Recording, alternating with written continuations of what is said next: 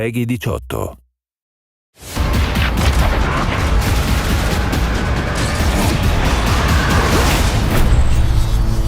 We are so excited for fans to get their hands on the first DLC of the season. We've been listening to your feedback, and we have so much more to come. We've got 4 intense maps and a brand new zombie experience. One of the great things about DLC is it gives us the first opportunity to address what the players are looking for and what things can be improved upon in the Infinite Warfare experience. We get a lot of feedback across social media, forums, everywhere. It's been really cool to see everything from beta up till now, the requests. So you're gonna see drastic changes and things you love brought into these new maps. Noir is a dark, grimy, moody Brooklyn from the distant future. On one side, you spawn under the Brooklyn Bridge, which is kind of gritty. And then the exact opposite side of the map, it's a little bit nicer. There's cafes and parks. And then in the middle, it's just a war zone. Neon is a virtual training simulator for urban warfare. It's a Z-shaped map with a long sight line down the middle, a high B point up on a ledge, and a close quarters area in a nightclub in the 3rd lane. When you run around, cars will generate players. When they die, they will dissolve into a mess of polygons. It's a very interesting and fun space to be in. One of the maps in DLC 1 that we are pretty excited about is called Renaissance. It takes place in Venice. It's a very tight quarters, very fast gameplay. If you like to snipe, you're gonna love the church lane.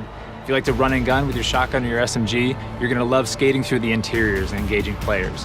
And if you're a mobile mid-ranger, you're gonna love taking your assault rifle onto the streets. Another map we have is called Dominion, and it's a Modern Warfare 2 remake of the classic map Afghan. This time it takes place on Mars. Afghan is such a revered map, not just amongst the fans, but also among everybody at Infinity Ward. It has a lot of different identifiable landmarks that everybody can remember: the crash ship, the AA guns on the hill. And we knew it was kind of an easy transition over to Infinite Warfare's theater of war. And players can now boost jump up to the lookout and counter snipers with close range engagements. The Rave in the Redwoods is a trip back to the 1990s, to a place that is such a stark contrast from what we did in Zombies in Spaceland. I think players are in for a real surprise. We made them really comfortable in Spaceland by opening up lanes, making it bright and colorful.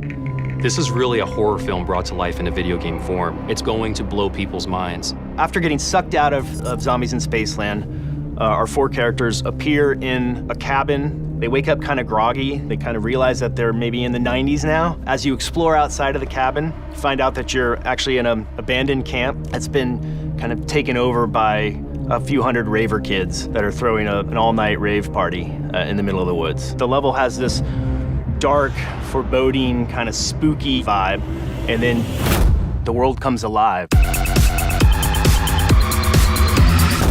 There's new weaponry, there's new Fate and Fortune cards coming, new traps within the map. Our cast of characters are getting a whole new wardrobe change. We're gonna introduce a new character named the Slasher. There's so much more to tell. We can't wait for people to get a chance to experience what it's like to be in Rave in the Redwoods. People are in for a real treat.